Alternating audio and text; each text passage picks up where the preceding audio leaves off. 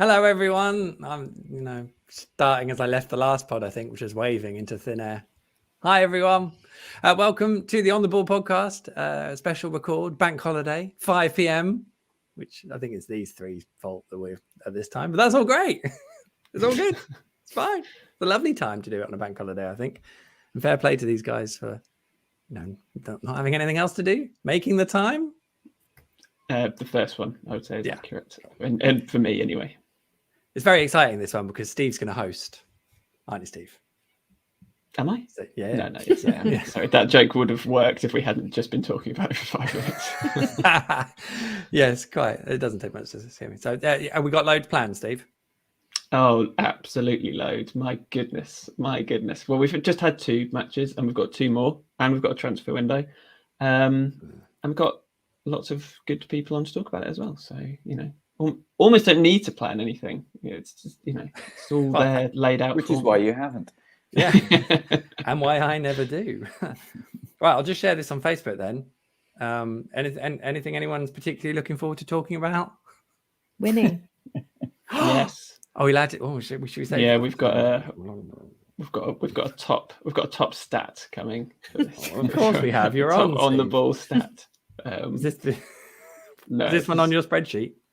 I almost wondered whether it might be worth starting a new spreadsheet purely for on the ball appearance, and then I thought, no, that's taking it way too far. I've got a list. Don't worry, I've got a list of when everyone has been on every single pod. It's worth saying if you're watching this, but it's bank holiday, so you might not be. Well, that's not. I mean, it's grey where I am. Is it grey where everyone else is? Yes. Yes, right. Well, if you're watching, brilliant, fair play. And get questions and comments in because we'll refer to them over the course of the pod. It's my job to keep an eye out for those. So, what could go wrong? That's exciting. Don't know what we've got subjects-wise. Dolly Parton. We were talking. We had Radiohead song puns in the group chat today, preparing for this pod, and I don't know why. Where was that just organic? That started with Steve, didn't it? I think it was organic. Well, it's because I said that there were no alarms and no surprises in the script, and then Dan asked if we were going to be doing Radiohead puns, which we obviously can. I think we've exhausted Some of that. you might be able to. Because I feel that would be quite unfair on Zoe, who has already declared a lack of knowledge on that particular subject. I'll just shout "creep" every 5 minutes at all of you. Any of us, well, if the shoe fits.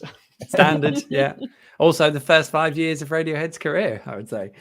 It's a Radiohead joke for everyone who would obviously want that. Well, I've shared it on Facebook, so should we crack on? If that means we're ready, then let's crack on. Why not?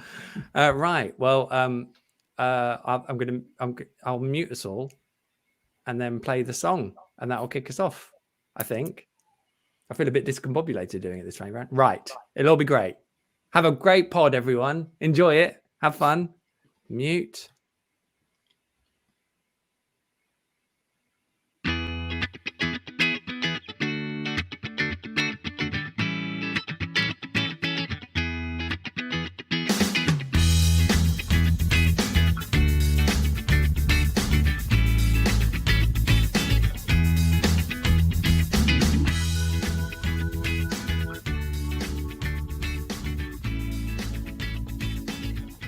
Hello and welcome to On the Ball, the podcast that would never take off on a flight of fancy and leave an inexperienced assistant in charge.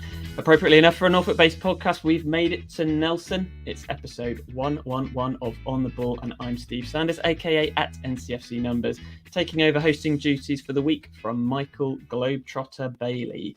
3 championship wins in a row, 2 clean sheets in a row, and back in the top 6. Are Norwich City on the march again? And has anyone ever said before that winning when not being at your best might be a good sign? We'll talk Krul's chest, Hanley's gonads, and Gibbs' ankle. And is that the best moment on a football field from a teenage Aaron Ramsey since before Ryan Shawcross hit the scene? Plus, deep tan defectors, Bournemouth doing their best Norwich City impression, and we'll try to guess which left back none of us have ever heard of will be here by Thursday. And the delightful panel that you'll hear discussing all of that and more starts with a man fresh off a plane from Croatia and fully prepped for this podcast, like the true professional that he is. Michael Bailey, how was your break, Michael? Oh, it was lovely. Thank you, Steve. Yes, very nice. I was curious sitting at Colney this morning at 9 o'clock about 8 hours having since I got home. And I've been like, not sure what I'm going to ask here. Not seen any football for a week. But we wanged it, and we got away with it, much like the previous 15 years of my career. So that's all good. By the way, your intros are always so much better than mine. I think you should just always do the intro, regardless, Steve.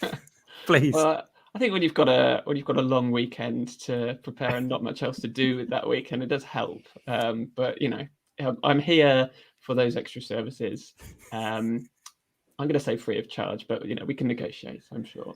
Anyway, as you know, I love an unbelievable stat, and we have one with our next guest, because this is the first time, as revealed earlier today, that Zoe Morgan has been on the ball after a win. So hello, Zoe. And how exhilarating a feeling is it to be able to combine not only a win, but an on-the-ball appearance in the same weekend? This has been what I've been building up to for approximately the last year of my life. The chance to come on a podcast and talk about Norwich City winning. It's a real great honour. And it will be quite refreshing not to have to come up with the real positives out of losing to Manchester United again, or some of the other joys that I've come on after. So yes, it's going to be a new experience. So hopefully I'll cope with it. How on earth has that happened? Like, is this purely a book? Is it Michael thinking we need your brand of positivity, or is it a pure coincidence, or is it just Norwich City aren't very good and don't win very often?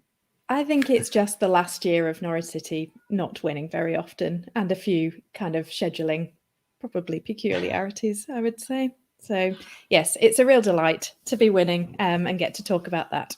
Yes, it's a real delight to have you on. What a double whammy we've got. And last but by no means least, we have Dan Brigham. Dan, I'm guessing it, because I don't think you were on last week, so I'm guessing it's probably been a while since you were on after a win too, but I think... I can't remember what happened last. Was it after the Wigan draw, which felt like maybe a moral victory, judging by how far we'd dropped in the Premier League over the last year. So a draw felt like a good result.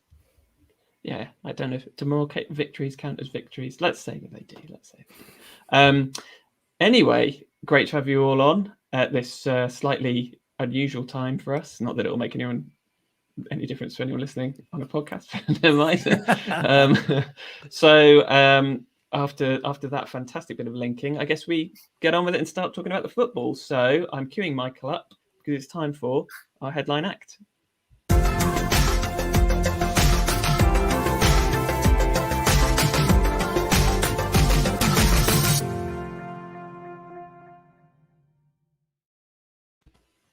Absolutely goddamn seamless. Look at that. So luck deserted the Black Cats on Saturday as their manager departed on the eve of the game, and a combination of woodwork, Tim Krul, and 8 blocked shots from Norwich City defenders kept them out. That meant that the Canaries took all 3 points back from the northeast, thanks to Josh Sargent's tap-in 14 minutes from time, meaning he's already matched his entire tally of 4 goals from last season in just the last 13 days. So, Michael, you did eventually catch up post press conference this morning. 48 hours after the rest of us, so you can offer us a bit of a fresh perspective on this one. You didn't get to do your hot takes over the weekend though, so maybe you could give us some now in the style of your hot takes if you want, or if you just want to talk like a normal person, then feel free to do that too. Please, because I'm only going to do funny noises again, aren't they? And they'd just be stale takes by this point. Yeah, I suppose. I watched both games in full from the week over the course of today, which was lovely. Having known the score, obviously, and maybe a general idea of how they went.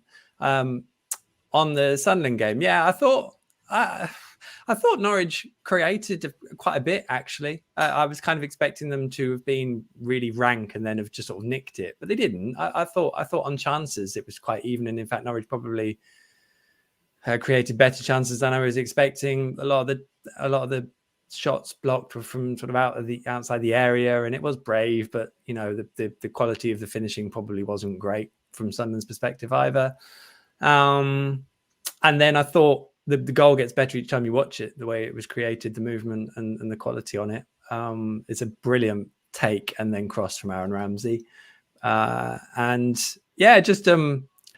then after that, I thought, it was probably reasonably comfortable. The substitutions did really add. I thought Norwich had a much greater control from that point on, and they did sort of sit on Sunderland a bit, and they'd run out of steam. But so I think it was good to see them sort of grind it out in terms of the way they defended, because they did defend well, and there was some really big chances that Sunderland couldn't take. And then happy days. So everything looks great. What's to worry about? I think on the Sky coverage, someone said, you couldn't, at half time, might have been Robert Earnshaw, you couldn't tell there were two divisions between the two teams. I mean, you could, I thought, to a degree.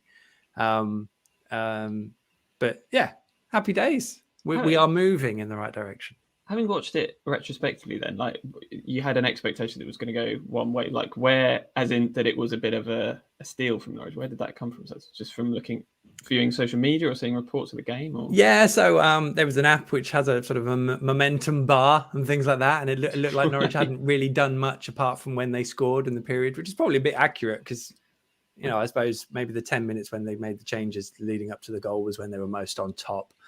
And just from, I was in a foreign country. I wasn't really paying attention, but, you just sort of pick up on the tone of it. And the tone seemed to be that it was backs to the wall. Norwich dug in, they hung on, and somehow they found a goal. And it didn't watch like that at all. I thought, and obviously Dean Smith wasn't particularly happy with the performance. And no one seemed very happy with the performance. And I can kind of understand that. There was no real control. But again, Clichéville, you're going away from home to a team that's just gone up. It's going to be difficult. They're full of energy, and then God knows what the Alex Neil situation does to the whole dynamic of it all, because those players are probably feeling pretty shamed and rejected. So there's an element of sort of proving that wrong as well.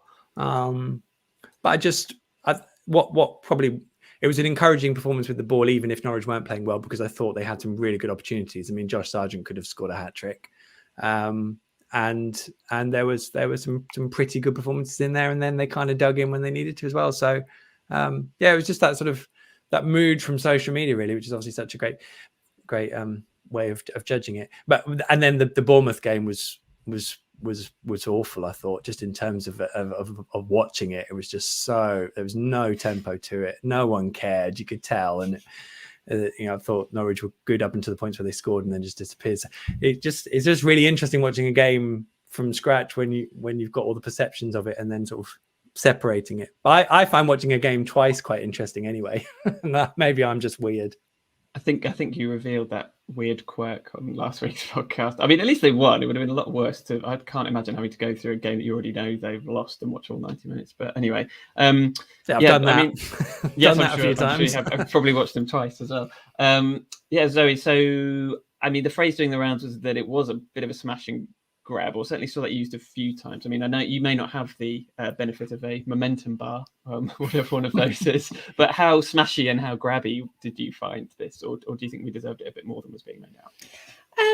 I think, like, at the time, especially during the first half, I think everyone watching it maybe it was a bit of a concern. Certainly at times, I thought it was kind of the biggest occasion, I suppose, away from home that we would have come up against this season. And I think, obviously the atmosphere in the ground, what the players have gone through this week, like that is a lot to face up against, away from home, a small smattering of people that could face the 4:30 start in the morning to go and support them. And, that is a big thing to come up against, whether you're one of the favourite teams in the division or not. I don't think that should be taken too lightly. And it's no real surprise that Sunderland sort of came out of the blocks really quickly. I think what's good is that we didn't concede. We defended well. We might not have been playing our best, but I certainly think that, Grant Hanley came out at the end of the game and said it's the worst we played all season. To me, the Cardiff game was a lot worse because it was a lot more, I don't know, there was something about the Cardiff game that just made you think, oh God, it's the same team as last season. They're going to play the same. They don't really know what they're doing. This was a kind of, I guess, slightly below par performance in this brave new world that we've got, where we are learning how to win again. We've got some more exciting, creative players coming through. You know, Nunez probably had his poorest game, but he was still shooting from outside the area. He came close a few times. Like the worries from the Cardiff game were not the same worries from this game, and I think that that's the really positive thing. And you know, second half, I thought we were a lot more settled, a lot calmer. We had most of the way through the game, we had the better chances. So yeah, I think I can see why people were worried during the game, because it was quite a nerve-wracking game. You didn't know what was going to happen. You know, if Sunderland had taken the lead, I don't think you'd have been that surprised. But I don't know. We're still playing like that team that has started to win games, and I think that's the really positive thing to take out of it. Yeah, and I think worth mentioning as well that Sunderland did start the game above us in the table and were unbeaten in 10 at home. We hadn't won away in 11. So I think to get an away win from this is probably a decent effort by anyone's book. And it was a kind of a solid defensive effort, wasn't it, Dan? I mean, this was absolute peak Hanley in my book. I think if, you know, when he's long gone in 5 years, or, you know, 5-10 years time, whatever it may be, I'll probably remember this game as a kind of typical Hanley game. But he kind of typified the way that the defence and Krul were throwing themselves at the ball at times. Yeah, I mean, his gentleman's area certainly typified it, because that came in for a lot of punishment through those 90 minutes. Literally putting his body on the line there. I thought it was quite interesting. I think in this morning's press conference, Michael Dean Smith talked about they've been investigating new ways of getting their body on the line and blocking shots. I can't remember if that was this press conference or post-match, but it just made me think, is he literally just talking about using Grant Hanley's bollocks for that? I'm not sure. But I thought Grant Hanley alluded it after the game, where he said maybe in the first couple of games, they didn't show that kind of grit and determination to really get through 90 minutes. And they very much did. You know, they had a little bit of luck, but as did Sunderland as well. But you earn that little bit of luck when you're putting your body on the line. And we were playing a really bit like the first half against Millwall. We were playing a side who are very physical in midfield, who were winning the 50-50s, made us look a little bit slow in midfield at times for the first sort of 60 minutes. But you've got a mitigating circumstance of the fact Liam Gibbs went off after 10-15 minutes, and we were left without a holding midfielder again, and we really missed a holding midfielder, especially when we're relatively open as it is with our formation and with the attacking players we have on the pitch. And it was a real sort of sense of turning the tide when the three substitutions were made, and a sense that we were sort of entirely in control after that. It was really weird. Like, it was almost a sort of freeze frame moment where Krul pulled off that amazing save, and then Hanley's gentleman's agreement pulled off that amazing save immediately afterwards. And then we made the three substitutions a minute later, and then after that, it was like an entirely different game. I mean, Sunderland obviously don't have the strength in depth that we do, and visibly sort of tired, I think, in midfield. And Todd came on and made a big difference. He played that sort of role in midfield where he connected the defence with attack a little bit better, sort of dropped deeper, kind of showed what Dowell had failed to do, despite the fact Dowell's been really good in the last couple of games. He had one of his poorer games yesterday, and Todd stepped up in that respect, I think, and really made it a little bit more cohesive. And because Sunderland flagged a little bit, we got on the front foot a bit more, which you can take it both ways, two ways. One, negatively, we were pretty much dominated for 60 minutes in terms of midfield anyway. But positively, we managed to turn that around and looked much the better side in the last half an hour. I thought it was interesting. Dean talked about how the gap between the front and back of the team was just too big, and I think that's been a slight recurring theme in a few games now, where it's just been too expansive. They've been too expansive. They obviously want to open up the pitch, but they want to do it quite quickly and when they're in control of things. And if they're in a phase where they're controlling the game, they do want to sort of sit on them much more and just try and win the ball higher. So I think that space, you could see how that just created this loss of control when the game was in transition, and that was when Sunderland had their better moments. So I kind of like the fact that Dean Smith is pretty good about pinpointing. He was last year really pinpointing when things were working out, but he was pretty good at pinpointing where the tweaks that he'd made and what they were, and you could kind of see how that had impacted the game positively. So I think if that's coming through and he's communicating it to the outside world, then you imagine that's also something he can communicate to his players. And I guess you'd think that when Hayden does hopefully eventually return, that plugs that gap to an extent in the way that Ollie Skip would plug that gap 2 seasons ago as well. Or just play Grant Hanley's gonads a bit further forward. And that is a truly grueling training session. If that is our new, just aiming squarely between Hanley's legs and be like, right, we're going again until you're completely immune from pain with this. I'm enjoying Dan, you playing the hits as well with your defensive midfielder takes. It's one of my favourites. We haven't actually mentioned Josh. True though, isn't it? True. It is true. Yeah. It's one of my favourites because it's so true.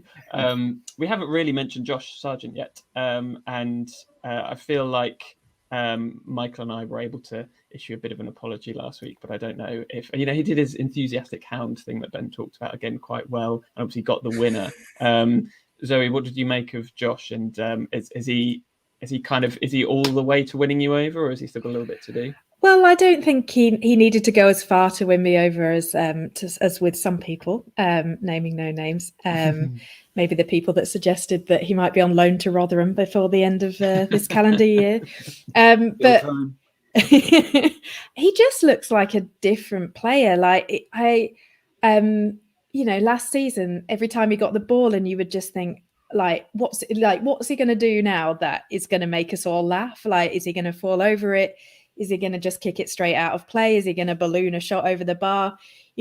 What bad decision is he going to make this time when he gets the ball? And now, he's not a perfect player by any stretch, but the confidence that he's got and the turnaround with the way he just approaches the ball, I think it's just, it does feel like we've just got a whole new person there. And he really does offer something different to some of our other players. He's physical, he can jump, he can head the ball, and he is that outlet, and his aggression, and he's actually done it, and he's nearly done it. When strikers chase down the goalkeeper to try and get the block in, and you watch Pookie do it, and there is absolutely no intention that he's actually going to make contact with the ball. I'm not sure. I think it would make him jump if that did happen. But with Sargent, he actually seems like he's going to get there, and that intensity and that non-stop nature of his play, I think, will be so valuable in this division. And, who knows whether he's capable of playing a step up, but certainly in this league, he is a real asset to the club, especially the way he's playing now. I did feel a bit sorry for him in the post-match interview when he was reminded that he's already equaled last season's tally, and it's a very sheepish smile from him. But, when we signed him, I don't think anybody was suggesting he'd be a goal machine. That didn't seem to be top of the list. It was more about his work rate. And if he does combine that with the goals, then I think we're onto a decent thing for the rest of the season. I thought his reaction to that question sort of does say it all. I think that's why, even through last season, I don't think anyone offers anything personally towards Josh in terms of criticism. I think we all know he's a young kid who's doing what lots of people want to do, which is play football. And you never say he hasn't bust a gut. It's just whether he's feeling confident or not. I mean, if he now had the ball dropped to him 20 yards in front of an open goal, he would just hit it true into the middle of it. It wouldn't be what happened against Brighton. So the whole circumstances are different. I do think, again, I don't know, I hope I'm not just repeating myself from last week, but I do think you can tell the intensity of the defending between the Championship and Premier League is light years. So he is getting more time. Some of the time he needs and space he needs technically to hold the ball up, he gets in the Championship that he didn't really get last year, I think. And, he probably should have scored that one where it sort of rebounded off both feet and somehow went wide. But I think he knows that as well. But likewise, the one where it came to him and he hit it first time, true, bang on target, I thought that is a sign of his confidence. That's a sign of someone who he doesn't really mind. He's going to take that shot. Doesn't matter if it doesn't go in, because he's feeling good about himself. And also, I think, they're sort of playing to his strengths in that central role quite well. But the confidence he then took when he went slightly further out to the right, Again, I've asked questions and I've heard people ask questions about, well, you're playing centrally now, so now you're good. And it's not, is it? Because he looked really confident when he was playing slightly wider. So much of it is about how confident he's feeling in the place he's at. And you can't take away, it's why the apology is always a bit muted, because last year he was brought in to do a job at the Premier League level. And he wasn't ready for it ultimately. And that's a fair criticism. If anyone thinks it's a harsh criticism, it's not, because that's just the circumstances of that. And you can't really take that back. But, I think you can see now where he's at. He's got a great opportunity to go and do something quite special this year if he goes and scores a load of goals and becomes a real talisman for Norwich's attack. And he himself told me that. He was like, I didn't want to leave like I left Bundesliga 2 because I want to score some goals at this level. I want to prove myself at this level. That would be really good for me to get those goals. I think it really would. And if he keeps up at this rate, he'll be going to the World Cup, won't he? There's a chance, right? I would. Yeah. Well, if he keeps up at this rate, 4 goals in 3 games, if he can keep that ratio up until November, they'd be very silly not to take him, I'd say. You know what the best thing would be? If he got more goals than Mitrovic last season. Can you imagine it? It'd be amazing. All the stuff made out of anyway. What does he have to get to beat Mitrovic? Was it 41, 42? I think if he gets to 40, he'll be all right. So yeah. We're going to condemn him again at the end of season pod if he only gets 40. Can we do a brief bit of Alec Neil? Obviously, I mean, let's talk about his incredible tan, Dan, because I know that's that on its own. I know it's not what the Sunderland fans will be talking about, but it's quite incredible for a man who grew up north of the border. I've never seen Stuart Hodge anywhere near with a tan as glowing as Alex Neil. Sorry, I slipped into Baileyisms there. Why, Dan? Why do you keep calling him Alex? Why are you doing? Carry on. I remember after he was sacked by Norwich City, he came in to the Carrow Road office when I was working there. And it was only about 5 days later, and he came in glowing, like teak his face was. He just had the perfect, and he said he'd just been away, I can't remember, somewhere like in southern Spain for 2 days. And he came back looking like he'd been in Spain for about 18 years. He looks incredibly healthy, doesn't he? He's obviously enjoying life. And why wouldn't he now? Because he's, by all accounts, got an incredibly huge pay rise to join Stoke City. But what we did see from Sunderland was how well drilled they've been by Alex Neil. They looked like an outfit who knew exactly what they were doing in the system they were playing in, a bit like Norwich did in 14-15 when he came in. He's an excellent manager. Who knows really why he's chosen to join Stoke City? That's been speculated about a lot, but I imagine he will do a really good job there, and he'll probably turn their fortunes around this season. Does anyone know, and I'm very much putting you on the spot here, the last time Norwich City played a team whose manager had just departed, and who the caretaker manager was that was in charge? I'm going to keep talking so as not to leave dead air here. It's usually after we've played them that they that they lose their manager. Yeah, it was last year. If I told you that it was a little bit of a link to the Lambert and Cole. No, not Lambert. Not Lambert. A little bit of a link to the weekend. Quite a big link, in fact, to Chris Hewson. Was it Alec? No, it was Alec Neil leaving Preston because Frankie McAvoy took charge, didn't he? Alec Neil and Frankie McAvoy in April 2020. What is it about that, eh? Gosh. Yeah, we play Stoke on the 29th of October, so maybe he will. If that run were to continue, he's not going to be there very long. But let's assume that we will play Alec Neil at some point, or Alex Neil, whichever one of the two brothers it is. Michael, comments? I'm going to come to you for this. Yeah, well, we've got some on Josh, Stephen Stibbins. Maybe there is a player in Sargent after all.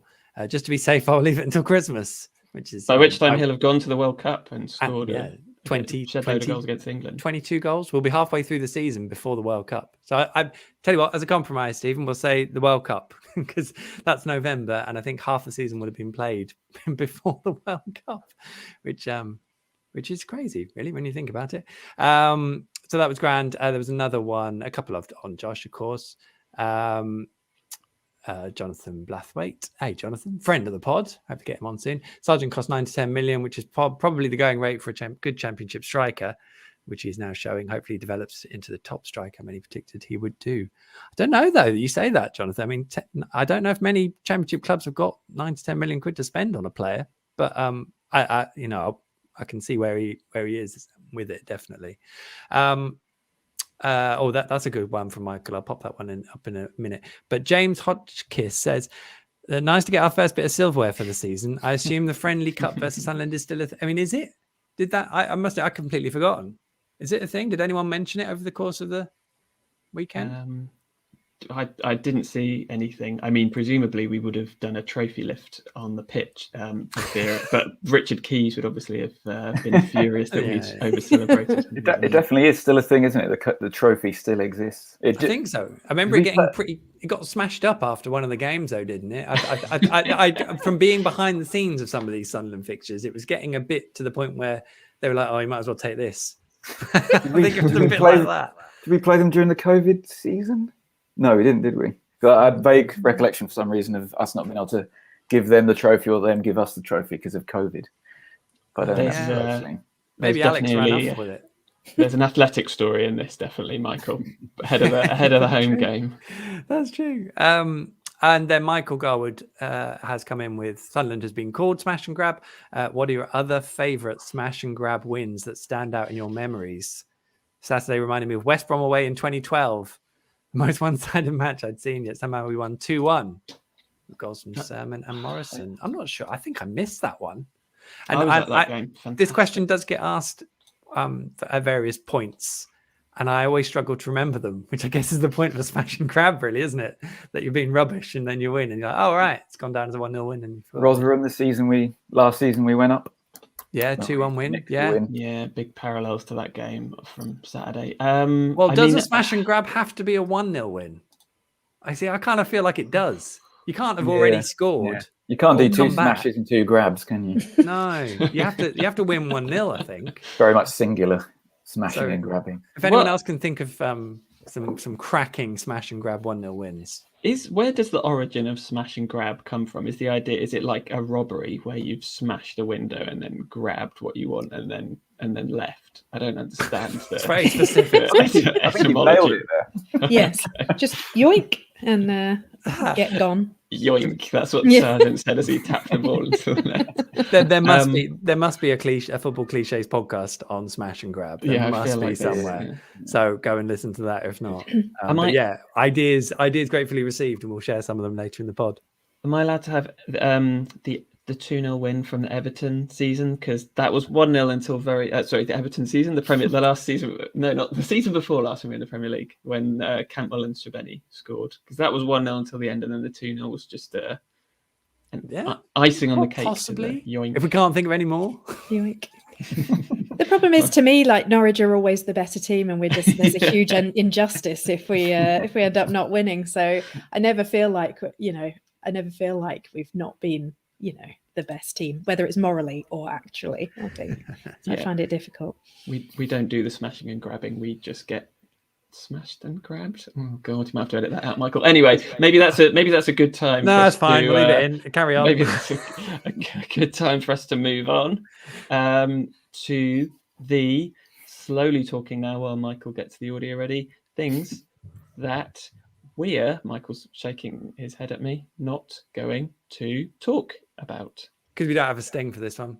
So just go on. Okay. Just crack on. I mean, you could have just stopped me straight away. No, we're live. This is how the podcast works. It's all fine. Yes, I forgot. Don't worry, it's all fine. Anyway, so here's the things we're not going to talk about that we actually are going to talk about. If you don't understand it by now, then you never will. Well, I don't think we're going to be able to talk a huge amount about the Bournemouth loss on penalties. But I didn't watch it, but I have seen the highlights. But we were pretty close, right? I mean, as in to going through, you can't get much closer. 2-2, we were leading 2 on an injury time, and then I think we missed one penalty for which hit the bar from Todd Cantwell. But Michael, you have however many hours after the game it was watched it. So with your fresh perspective again, what can you tell us? Yeah, about a terrible match. Yeah, as I said, but yeah, that's maybe a bit harsh. It was just. I mean, whether the attendance came out as 20,000, but I mean, the actual TV pictures looked like there were loads of gaps in it. It was just no one seemed to care, and it was obviously two very changed teams. I thought as the Norwich took the lead each time, and sort of broke the ice, and then Bournemouth played a lot of football, and then they equalised, and the second time they did it right at the end. I mean, Norwich shouldn't really have gone out but then Bournemouth had a lot of chances, but no one really seemed that fussed about it. And again, Angus Gunn made probably one or two really good saves, but then some of the finishing I thought was a bit lackluster. Yeah, it just seemed like a bit of a wasted opportunity for Norwich, really, because that wasn't a particularly strong Bournemouth team, and Norwich really need the games for their massive squad. So, it seemed a bit of a shame, really. And the noise when the equaliser in the last minute went in was quite something. It's like, oh, it's like the proper. And there's no, we didn't see the Bournemouth fans, but I'm guessing there was a very small pocket of them because you couldn't really hear them. And yeah, it was just a bit of a waste of a penalty shootout win, really, because no one heard it. And then they got smashed at Liverpool. So let's talk about that instead. Maybe that's more interesting. But wasted opportunity, really. But then I don't even know if there's another League Cup game until the Champions League group stages are finished. Is there something like that? I think the next League Cup match is at the beginning of November which I'm not quite sure how that's going to work. Presumably the rest of the games will be after the World Cup's finished, but not really our concern now anyway. Dead to us. And like you say, we probably ended up having a better week than Bournemouth did ultimately. So, who are the real winners? Anyway, I feel like the tempo has dropped on the pod in the same way that it did with that game. So I'm going to ask if anybody else has got anything else that they would like to raise. Dan's hand is up. Penalties. So in 18-19, when we got promoted, we had loads of penalties and missed them all. In 2021, we had loads of penalties and scored them all. This season, maybe we just won't get any penalties because I think pretty much 5 of the 6 games we've played so far, we should have had a nailed-on penalty. At least once we've had Max getting 2-footed in the knee. We've had Josh Sargent being grappled and taken down twice in 2 different games. And we've had Sam Byram being pulled back on Saturday, right in front of the referee as well. So are we ever going to get a penalty this season? And if we do, when Timu Puki's not on the pitch, who is our penalty taker as well? Maybe it's probably Liam not Gibbs Todd when Cantwell. he's fit. Liam Gibbs has scored 2 penalties out of 2 in shootouts this season. Michael, I feel like you want to interject here because it's one. Am I right in thinking? I don't want to get you started on referees. Well, I don't want to get boring about refs. I was just okay. So all right. So no boring.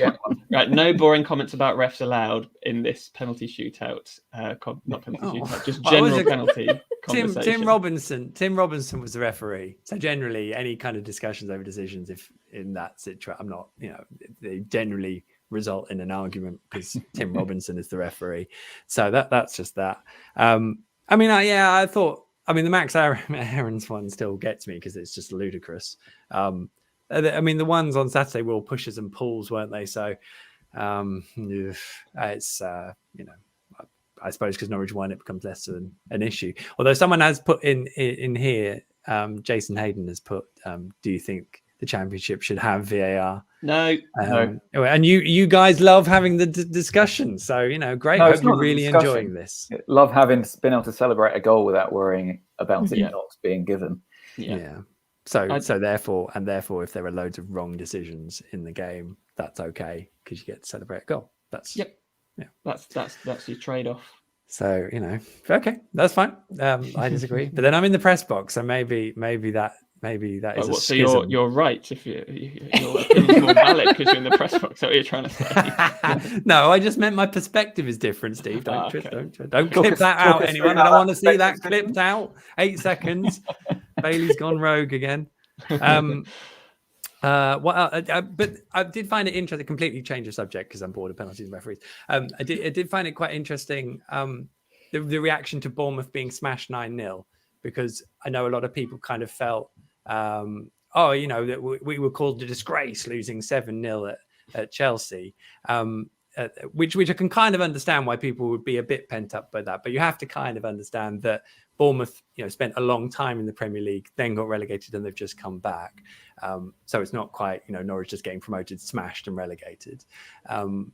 And also, they have already won a game, which is something Norwich hadn't done over a period of sort of 7 games. So I can kind of understand. You're Bournemouth fan now, Michael. No, I'm just perspective. It's not better. It's not. That was 9-0. It's not better than what we did. At least we've still got that. I'm just saying the wider context. We keep it respectable at 7. 7 is a very respectable level. We tightened up at that point.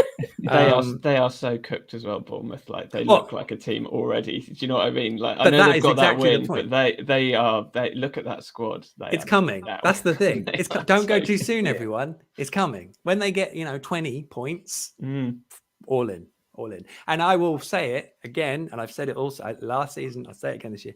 The gap between the Championship and the Premier League is massive. Everyone ditching parachute payments because it's unfair in the Championship. All you're doing is moving the issue. Because I tell you what, it's just night and day. Anyway, yep. Amen to that. Carry on. Anything, Zoe, that you don't want to talk about but do? No. Stick around. Thanks. Please do stick around. Well, to be fair, I did not have much either. The only thing I was going to add is obviously, Dan, you've alluded to this already, the Liam Gibbs injury. Am I right in thinking we're awaiting test results on that? Potentially not as bad as they thought. Is that right? That was what Dean Smith said today. It did look quite nasty, didn't it? Because it was a proper, it just went on his ankle. I think if you got your ankle going on the outside or the inside, I think going on the inside like Liam's did is better than the outside, I think. Because it's a more natural roll. I mean, obviously both are not nice, but I suppose if you think about it, if you're going on your outside of your ankle, that's also the way you would probably side foot the ball. So most of your striking power will probably come on that direction too. So if you have a weakness that way, it can be harder to rehab it. So I think from what I was once told, it can be. Obviously, it's quite complex. I mean, I'm literally so confused about all the left back injuries. I think I probably confused Dean about it this morning and everyone as to what they actually all are.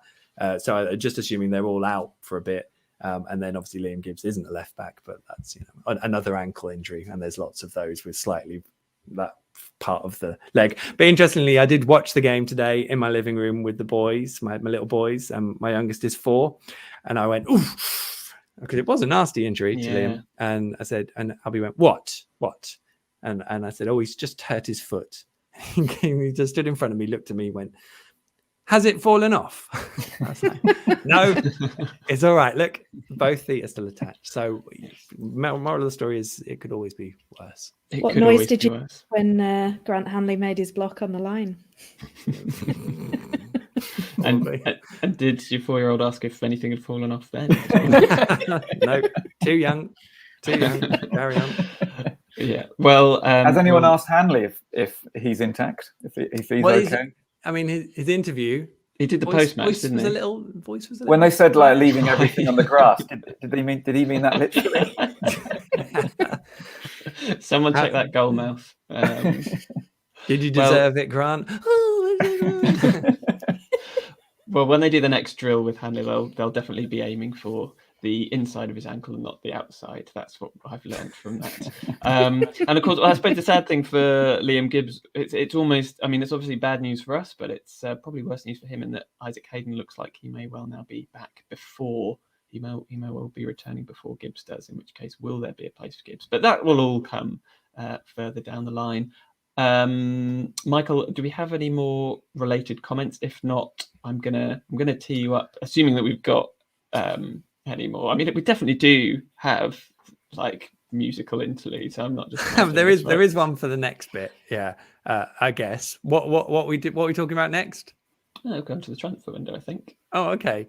Craig Matler says, "Hi, don't you think Dan looks like Jeremy Goss? Lol." Is that? Nearly had to get the beat button out there.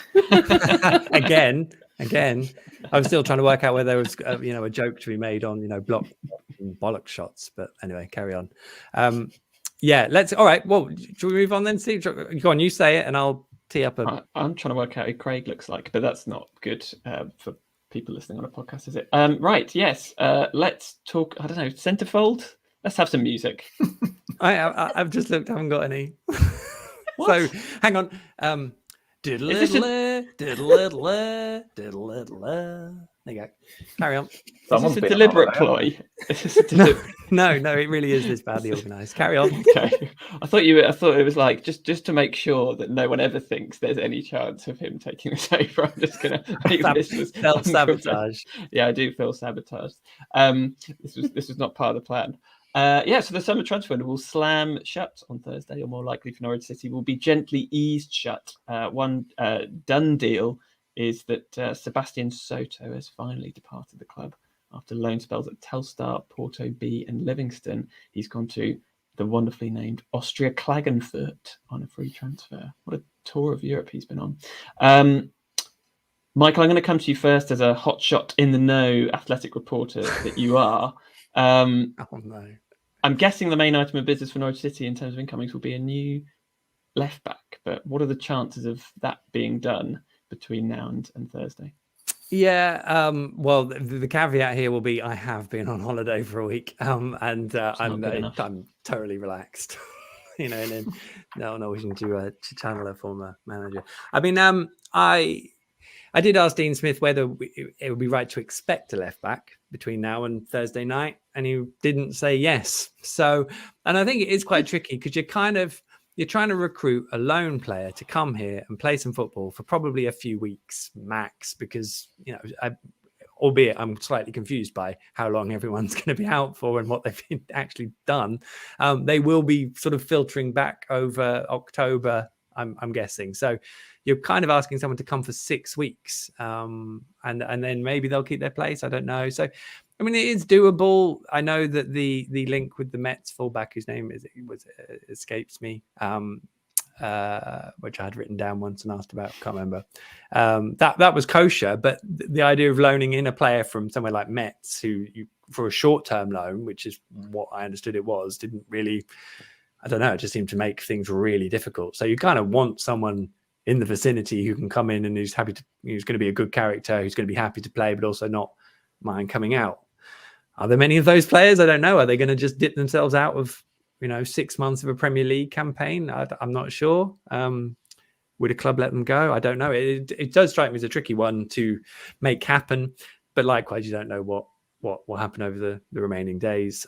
I don't see anyone else coming in. It's then a discussion of who goes out, and maybe more to the point, who's done enough to warrant going out. I did think, watching the Bournemouth game, Milot Rashica is not a bad player, but he does look absolutely crushed in terms of his confidence at the moment, just the decisions he was making and the dead ends. I think there'll be a spark. There'll be something that will bring something more out of him, hopefully, over the course of the season. But at the moment, he doesn't look like a player who a team's going to look at that and think, right, I'm going to chip you into the Bundesliga to find your feet. Maybe, I don't know. But, and then I suppose the other one is someone like Jordan Hugill, who, is now Adamida's back, is probably fourth choice striker, probably. And he probably knows that. So I can see him going out on loan between now and Christmas, but it's, that's all the Cardiff link popped up again, didn't it? Which is something he did at the end of last season. I could definitely see that happening if people make it work. So yeah, that's probably what I'm envisaging. And so wait for the big sales and the loads of carnage going on and all sorts. I'm not party to. Well, Dean Smith has said he's probably not going to. He doesn't like going down to the wire anyway, does he, on transfer deadline day? So I guess it'll probably get wrapped up if he's got anything to do with it quite quickly. I had a couple of other questions, but Michael's covered it all in one fell swoop. Oh, sorry. That was so comprehensive. I'm so used to talking to myself. That's the problem. I've got nothing. You and me both. However, I think we can play the where will Milot Rashica be on Thursday. After Thursday game, Zoe, do you think he will still be here, or is he off to the Bundesliga, or will a Premier League team take a punt on him? I mean, it seems unlikely, surely, that a Premier League team would have seen anything in the last year that would make them think he's the guy that's going to make the difference for us. For me, I kind of feel like it would be the kind of thing to let him go at the moment. As Michael says, I think his confidence seems to have sort of deserted him. And you get to the point with some players, I think Poeta was the same, that they've clearly forgotten everything that ever made them good at football in the first place. Like sometimes it's like they get the ball and it's like, I'm sure I used to do something good with this, but now I don't know what to do. And I think their brains get so scrambled. I don't know. I think it's hard to see how he fits in at the moment, in terms of how well some of the other players playing ahead of him are playing. His lack of, I guess, physicality, work rate, I think his work rate is often good, but he tires quite quickly. And I just don't think he's at the same level as some of our other players at the moment. Whether that, is still worth having in the squad, I don't know. But at his age, with the potential that he's obviously had in his career, does he really want to be on the fringes of a Norwich team that he can't get into? I mean, I don't know. I'd be surprised if it was Premier League, but I would not be surprised if he went somewhere else in Europe, because it would be good for him, I think, to regain that confidence and understand what he does well, I think, again. Yeah, we're doing quite a number, aren't we, on farming the 21-22 squad out around Europe and seeing where they end up, so that wouldn't be too much of a surprise. Dan, was there anything else that you wanted to add about possible comings and goings before then? Well, just a quick one on Rashid. So we're so well stocked now across that front three. I just wrote them down with Todd, O'Neill, Sargent, Sanani, Ramsey and Rowe, and even Springett can play across that front three. I mean, there's no way really with the equivalent talent that Rashica should be behind some of them, but as discussed, his confidence certainly suggests he is behind them at the moment. But one other thing, actually, I'm interested in your thoughts on this, is so we've got 4 strikers. Pookie and Sargent very much are numbers 1 and 2, interchangeable. Adam Eder, Dean Smith likes a lot. And we've got Hugel as well. Now, Eder, is he going to get the opportunities this season with Pookie there and Sargent suddenly firing? And if he's not going to get those opportunities, and obviously, we can mix it up and play 2 up top, etc. So he has that there for, up Smith's sleeves to change it to 2 up top. But if he's not going to get the opportunities, is Hugel not a very good Championship number 3 striker? And just to get Eder some proper game time, which he's never had in his career yet, and he's 22 in February, is it worth sending him out on loan to someone who is going to start him every week? Because surely that would be beneficial for Norwich City in the long run. And I think he's good enough to play in the Championship for us.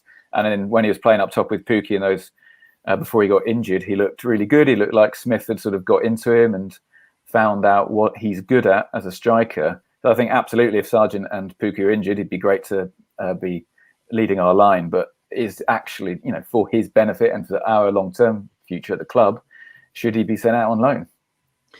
I think actually it's an interesting argument, because when you started it, I thought it's not what I'd do. And then the more you speak, the more I thought, maybe it's not such a bad idea. I don't think it will happen purely because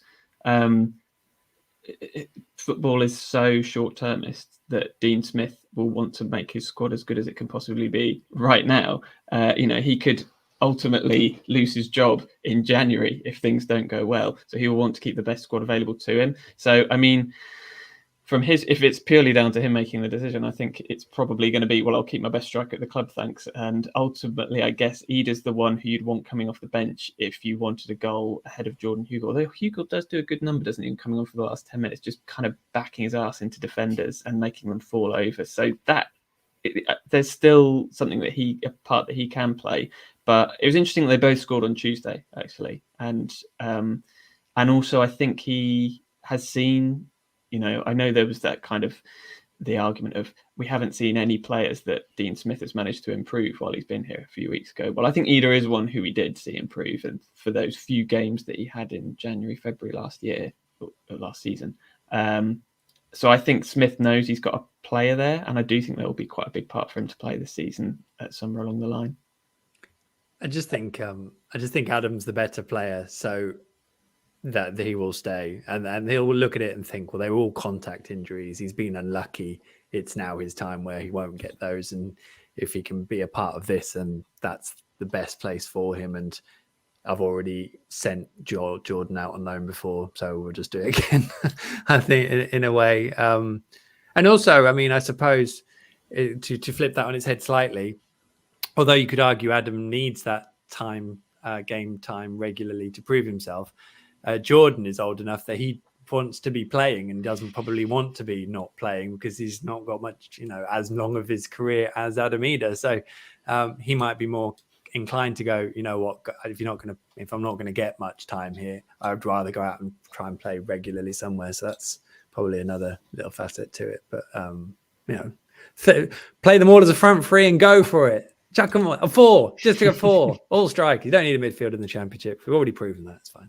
Yeah, we didn't really have much in midfield on Saturday and didn't seem to go too badly, did it? Are there any comments on transfer issues, Michael? If not, I feel like I'm repeating myself here, but we've got to have Motti queued up. Yeah, for the love of God, we definitely have a Motti. He is one of the stings.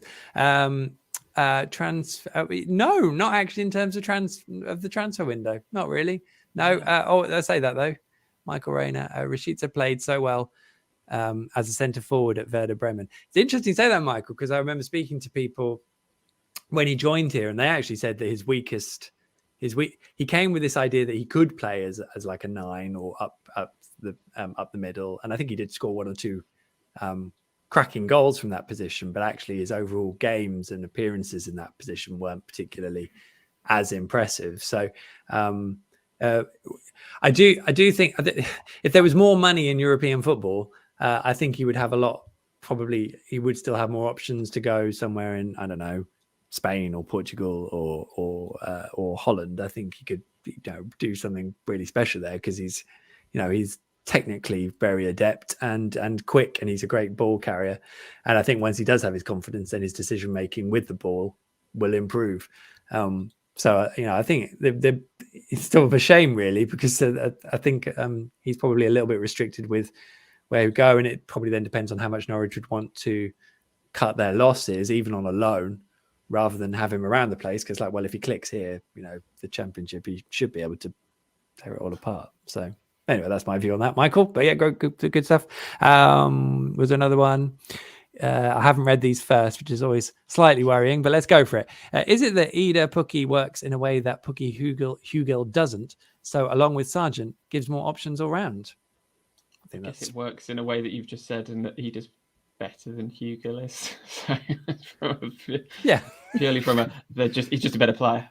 Yeah, that's the kind of searing analysis that you get from this podcast. Did you say that? I did a whole hour-long video with Tifo Football on why Norwich are fill in the blank last season. It was a swear word. Screwed. Let's say screwed. Which is a really fun video. And JJ Bull is brilliant on it, and he broke down why Norwich had been struggling, and he did literally say it's because the players aren't very good. Which I sort of tried to interject with. But there we go. It's good that took an hour. It was that on repeat. So yeah, we got through that well. Anyway, yeah, probably time to bring in a bit of Motti. Yeah, you give me a thumbs up. Okay, well, go on, do the link, Steve. Do the link. Q Motti. Is that the link? This is almost fantasy football. There we go. It's worth it. I tried. Carry on. Long build up for very little. Anyway, it almost doesn't feel noteworthy enough to mention these days, but it is a bumper 2-game week coming up. A trip to Birmingham City tomorrow evening as we record, before Coventry City come to Carrow Road on Saturday. 7 wins and a draw in our previous 8 games against Birmingham, and we've already beaten them on penalties this season, all of which means very little really. But Dan, I guess regardless of all of that, it's one that we should probably be looking to get 3 points from. Would that be fair? Yeah, I think they're one of the weaker sides in the division. A lot of people who watched the Championship last season tipped them for relegation as well. Then they started the season with a win, didn't they? Baheta scored, but they've been poor since then. So yeah, for a club like ours with aspirations of top 2, then we should absolutely be winning that game. Although the cliche is no game is easy in the Championship, but that game should be easy as the games in the Championship go. But it's interesting, actually. I don't where what Smith does, because he does talk about he likes to leave good players in the stands, but it's a real headache, isn't it? Because Pukki came on, looked good. Sargent scored his goal from playing out on the right. Todd looked good when he came on. Sinani and Dow, who had been excellent the last 2 games, were relatively ineffective when they were there. We've got no left back, we've got no holding midfielder, so we're really interested to see where we go with that team, and Smith must be tempted to get Sargent and Pukki in the same team. And interested to know your thoughts. I don't want to hijack this by asking this question, but your thoughts on whether trying to put Sargent out wide again will work. Is that sacrificing having Sinani out there, or having Todd out there, or having Ramsey out there, or whoever? Is that too much of a sacrifice, or will it be effective? For me, it sort of brings to mind a little bit when Neil Adams was our manager in the Championship and was desperate to claw Cameron Jerome and Lewis Graben into the same side, and it was mostly ineffective. And then Alex Neil came in and decided, no, we'll just play with one of them, actually, and became much more effective. So I don't know where you think that might work. Will Sargent and Pukki work in that sort of formation? Oh, Alex Neil, what happened to him? Great manager. I personally right now would not be moving Josh Sargent anywhere other than as a centre forward, given that he's just finding some confidence, and again, I think played well on Saturday. So I think if Teemu Pukki, I can't believe I'm saying this, and I feel like Ben Mounts to put the words in my mouth, that there was a lot of Teemu Pukki slander last week. But I think if Teemu does come into the team, and he did look very sharp when he came on, it has to be as a 2. I know Josh Sargent scored his goal when he was playing out wide, but I think I would be moving the team around slightly if I was going to put Teemu in. But as I'm asking the questions this week, I'm going to duck out of a definitive answer on this one and ask Zoe instead how she would line us up tomorrow, including the left back conundrum. Like who's playing there? It's a tough one. I mean, I think it would be. And, as we said, we can't really take any game lightly, but in a game again that we would expect to win, hopefully, risking Sam Byram again, I just think would be just a really silly thing to do. We've got a long season ahead, packed calendar up until the World Cup. I'd stick Kenny back in there. Obviously, that means that our midfield could be a little bit interesting, but, why not? Give it a go, see what happens. Apparently Sarah's fit to play. And, if he's as good as we hope he's going to be, then no job should be too big for him in that situation. I would be trying to get Pukki and Sargent in the same team.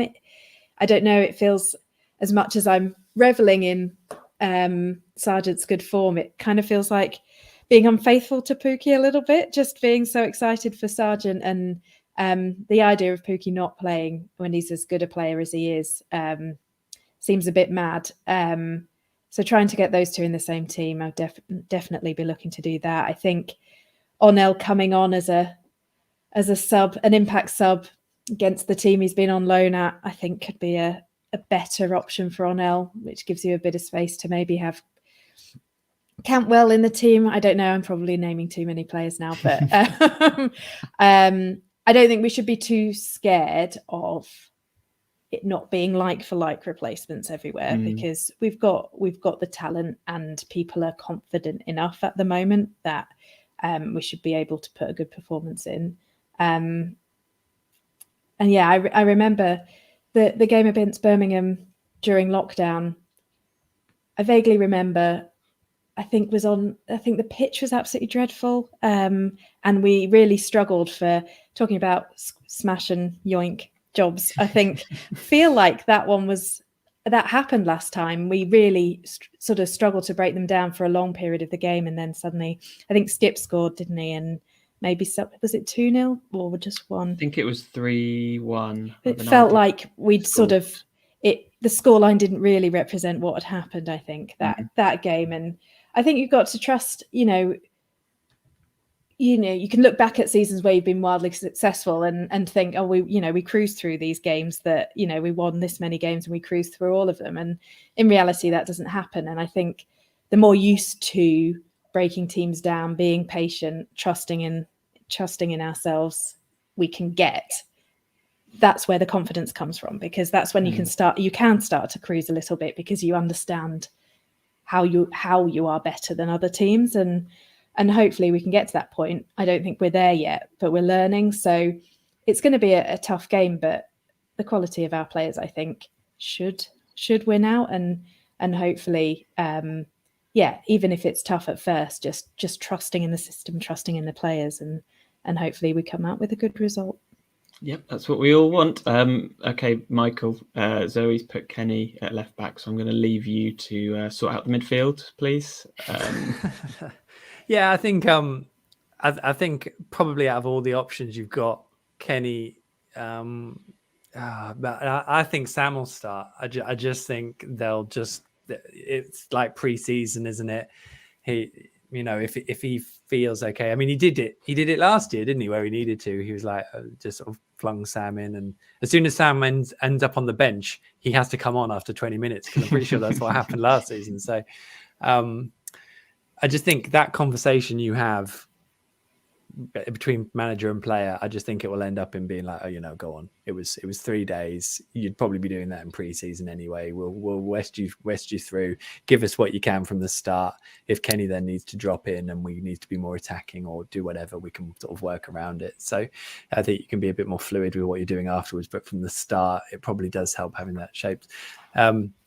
I just think it creates a problem in the middle. But then, I mean, I don't think I can see Nunez holding, and I don't think that would be wise to do it with Sarah away from home either. I think that midfield role is a real issue until Isaac's back. Up top, I'm sort of more relaxed about it. I don't think Teemu has to come straight back in yet. I think it puts a wonderful amount of pressure on the front three to deliver. And Josh is doing all he needs to. I thought Anel stretched the play actually, and in both games he's done pretty well. I as someone who's criticised him for his end product, I thought he's looked really consistent and in good form recently. So I think he's starting to do the job he was doing sort of 3-4 years ago. So I think that's okay if he does start away from home, as you guys mentioned, at his former club to a degree. But the pressure on those players to deliver is huge, and they know that they've got to do that with goals and assists. I think that's a great position to be in. So, and then it will be up to Dean Smith to balance that. So if someone isn't delivering, he's got to work it out. I just can't see Dean Smith playing sort of a striking 2 and then a 10, because I think he quite likes the central one and then the 2 slightly wider. And I still don't really like Teemu playing in that slightly wide role. Although you could see from the chemistry of Adam and Teemu together against Bournemouth for those few minutes, that was a lovely goal as well to see them work that together. So you've got lots of options to change it, but I think from the start, I wouldn't make too many changes. I don't know what that means that he's starting with. Who did he play? But yeah, those guys. Yeah, I think sounds like we've sorted out the team pretty well there. Thanks, everyone. Do we think that Sam Brigham has like some kind of hex going in that he does? You're right. Always seems. Has he got like a Jakob Sørensen shaped voodoo doll or something? Just so he can get on the pitch in any position possible. He's right, having in centre midfield last year. By my count, he's the 6th left back that we've played in 8 games this season, which is just crazy. But one of those was. Tony Gary sprang it too. I think we may not see that again. Friend of the podcast. Get him on. Add him to that list, Michael. Go on, Dan. Do you remember in 18-19 when we were chasing a game in the last 10 minutes and we'd suddenly go through at the back? It would usually be Jamal and Max, but Jamal would be taken off. Max would go left wing back for some reason, and then Onel would be right wing back, which was terrifying, but was very effective, it seemed, in those, because we used to win games very late. Is there going to be a resurgence of the 18-19? Just go for it, lads. Get Onel Hernandez as your right wing back and Max Aarons as your left wing back. Oh, you see, Dan, that's when all the strikers come on. That's when they all come on. That's when you've named 5 strikers on your bench. Sent your centre backs up front as well. That's it. Yeah. Tim Closer channeling the spirit of Martin Peters through the middle. It's amazing. Or Ian Peters. Yeah. Ian Peters. I would love to see it. I think we're almost ready to wrap up, so I will ask the Kenny Other Business question. Well, it was Coventry, isn't there, on Saturday? Oh, yes. They haven't actually played any games, pretty much, because their pitch doesn't work. Did you irritate some Coventry fans 2 years ago? Oh, okay. I mean, we'd have to narrow it down. Yeah, I did. I can't remember why. Okay, we'll bring it up. I'll remind you before wasn't Saturday. That a smash and grab? Didn't they do a bit of a number on us, but we still won? Yes, we did win. Perhaps that's what annoyed them. And Michael probably said something like, we fully deserved it over 90 minutes, and it wound them up. I find Coventry a very difficult club to think about. Just a very they're light blue, aren't they? Don't feel like you're helping yourself here. I'm just being honest. All I remember is Leon Mackenzie scoring for them in a pre-season friendly once, and my dad really not liking them because of what happened in '85, wasn't it? When they stayed up and Everton, and it all got. Yeah, I mean, and no Norwich fan should be particularly fond of Coventry, in all honesty. And they should bear that grudge of 30 years, ongoing, 40 years, whatever. Keep it strong. Well, you're a big Bournemouth fan now anyway, aren't you? So, wow, just be balanced. My job is balance. Right. All I said was wait. Just take your time. It'll come. I think... I think our job is done here. So that's all for today's On the Ball, the Norwich City podcast that's off to discover where those musical things got to. If you haven't already, then make sure you subscribe to On the Ball via your podcast player of choice. It's available free on your usual player. Just search Michael Bailey Norwich City or something like that on your preferred social platform, and there it will be. Ratings and reviews wherever prompted, always hugely appreciated by Michael and therefore by me as well. And if you want to get in touch with any questions or topic proposals, just send Michael a direct message on Twitter at Michael J. Bailey, or you can send your suggestions for topics to discuss either by emailing twitterkers@icloud.com or using #Twitterkers on Twitter. I think we're still doing that. I don't normally listen to this bit, if I'm honest, so let's just assume we are. Keep reading it, Steve. Keep reading it. Yeah, that's it, thank God. It's long, that bit, isn't it? A huge thank you to our guests for tonight. Dan, thank you so much. Thanks, Steve. Great job, as always, as well. Yes, round of applause, Steve. I could still mess it up, guys. We're not out of the woods yet. I think I'm okay with this next bit, though. Thank you, Zoe. Thank you for having me, Steve. It's been great.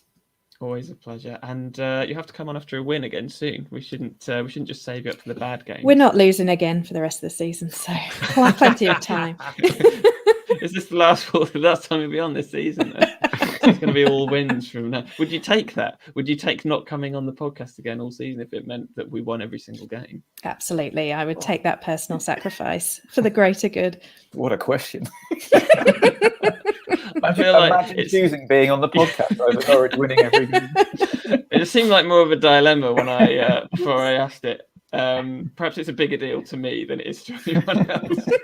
Or me when I'm trying to book the guests. But yeah, carry on. Quick. Yeah, I have to say, I think if the question was, Michael, would you come on the podcast every week? Perhaps that's who I should have asked it to. Yeah. I don't know which I did balance. I don't mind. Yeah, I love the podcast. I don't think they're mutually exclusive. There you go. Well, I bloody hope not. Please God, no. We've been holding the team back all these years. We just stopped doing it. Anyway, thank you to you, Michael, as well. But you're welcome. I didn't throw in my Dobroveche earlier, so I can now say Do widzenia. Does that mean goodbye? Yes, in Croatian. Okay, yeah. That means goodbye in Croatian, everyone. Well, thank you very much. I'm just going to say goodbye in English. So goodbye, everyone. And we'll be back next week. And I imagine Mike will be in the chair then. So have a good week, everyone. Bye.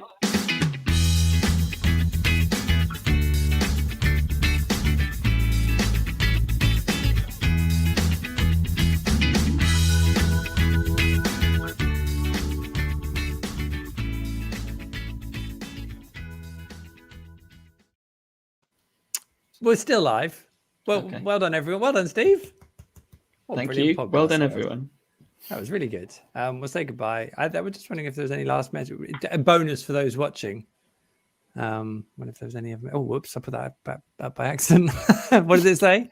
Oh yeah, I think there you go. Literally, Twitchy Terry's binning him off. Big man. Yeah. What's Terry TV? Which is Let's not ask that question. Actually, no. Let's. Twitchy Terry. Tell us what Terry TV is. We're still on. We're still on before the broadcast ends. Stephen Stibbons said that Nunez would take the penalties. He guesses Panenka's all round. Hopefully every time. Sadly, no one came back with any smash and grabs. And I was trying to have a look. I can't think of it. I never think of smash and grabs. I mean, usually if we're playing badly, we do just lose, don't we? So you're saying there haven't been many. Well, that's the thing. Like in the Championship, we're always on top and just win, and then in the Premier League, we're always just rubbish and we lose.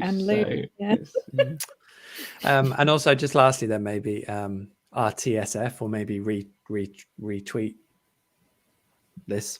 If the Hanley block had ended up a goal, would it have been a hat trick? It's making a bollocks joke there. I don't get that. I don't get it either. Well, if the ball had hit his bollocks and then the ball had all gone and everything had ended up. So three balls had gone into. Yeah. Oh, that is a good joke, actually. Yeah, I feel bad for not. Too sophisticated for us. Yeah. Obviously. What levels? I think we've definitely established that the word bollocks is fair game. We have now. I mean, I'm not happy about that. You just said it openly. You didn't. You threw out an arse halfway through. Anyway, bollocks and arse. There goes my rule on not. Who said arse? I don't remember arse. Or arse. You've just said it now. Well, I have now, but this is the TV bit. It's fine. I'm sure you dropped an F-bomb on one of your after post-match videos recently. So yes, I will not be lectured to you. And on Twitter, you said the F word on Twitter. Oh, I did, yeah, but that was definitely, Marcelino Nunez did a Panenka. I think it deserved it in a shootout. Well, why do you think the On the Ball has any higher standards than that? Because I certainly don't. So, anyway, perhaps we should have this discussion off air. Yeah, maybe. Are we still on? Yeah. James Hodgkiss said, was it about the Coventry ground sharing? That does ring a bell. Yeah, good shout, James. Still can't really remember what it was though. But let's go back and find it. Sorry. All of Coventry. I apologise. Mark Robbins will be the second in a long line of former Norwich players managing teams against us this season. Yeah, I love Mark Robbins. We've had Steve Morrison already, haven't we? Yep. We've got Russell Martin, Steve Bruce. Yep. I mean, Paul Warne was basically must be like mayor of Norwich or something like that at some point. Yeah. Imagine if they all win. Imagine if they all we're 1-0 down as it's. I mean, I'm not sure Russell Martin will still be there, really, by the time we get to. I don't know where we play Swansea, but even if it's in a couple of weeks, it sounds like he's under a lot of pressure. Alex Neil as well didn't play for us, and Rob Edwards as well at Watford. Yes. Yeah, of course. Yeah, gonna have to should we? There's surely a 3,000-word piece in there, Michael, for the Athletic. I'll start to think about that at some point. The names alone, that's 20 words. This is true.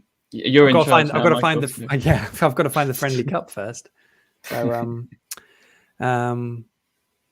we didn't talk about the US stuff, but that's all right, isn't it? No one's I wondered whether they? I wondered whether. I mean, again, we're still live. Just bear that in mind. Yeah. Sorry. Yeah. Hi, yeah. No one asked us about it, so I'm just guessing no one cares. Whatever. The thing is, I went and read Connor's article and on the Pinken.com. Pinken.com. No offense, Connor. It was very well researched, but it was all about finance and stuff. So it was just no. In a nice way. In a nice way. We are still live. No. We have these conversations all the time. I'm not having a go. It's just the subject matter itself was dry, and we talked about Atanasio last week. He's not worth it, Steve. He's not worth it.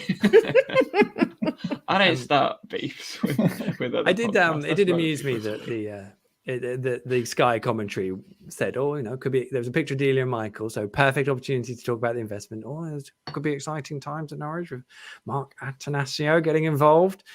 Talk of investment. Obviously, there will be no investment. Don't anyone think there's any money coming in. There is no investment. Don't get it. So it's not about that. It's not about that. It's just having a look. It's fine. Just ignore curious. that. And that was the Sky. Let's peddle this line. Absolutely nothing to do with money. Nothing to do with money. It's just a nice American man who's wants to have a bit of fun with not real money, probably play money. It's fine. Don't think it's carry on. Did you see the Sunderland chief exec? He's 24. He is. I saw his interview. He did a sort of pre-match interview, didn't he, where he couldn't really say anything, but thought it would be a good idea if he sat here and looked like he was trying to. Bless. He's 24 anyway, though. 24. 24. That's all right. Age is just a number. It's all right. Well, yeah. Maybe you should have offered Alec Neil a 3-year contract then. Right. Let's wrap this up. Been alive that long. Probably thinks like 1 year is a long time. I'm not sure Alex Neil's the kind of man who would take kindly to having a 24-year-old boss either. Well, then maybe there is that. If anyone's still watching, yes, this is what it's normally like before we go on and record. Yeah. Thanks, everyone. That was a brilliant pod. Well done, Steve. We'll do that again. Everyone. Do that again. Thanks, everyone, for watching. Stephen Stibbins, let's end with this. On the balls, Hanley, never mind the swelling. That was good. Yeah, well done. Right, we'll see you all next week. Monday? Should we do a pod next Monday? Yeah. It's up to you, really, Michael. If you want. Yeah. I'll have a think. Let the listeners decide. Oh no, because they'll be like Twitterkers. Nah, don't worry. It's end. Don't worry about it. More lookalikes next week, I think. More guest lookalikes. That'll be good. After we've had Jeremy Goss today. Like that. Jeremy Goss, yeah. Job done. We've got to. Carl, quick. I'm not even listening anymore. Right. Thanks, everyone. Thank you all for watching. We'll see you very soon. Bye. Do widzenia.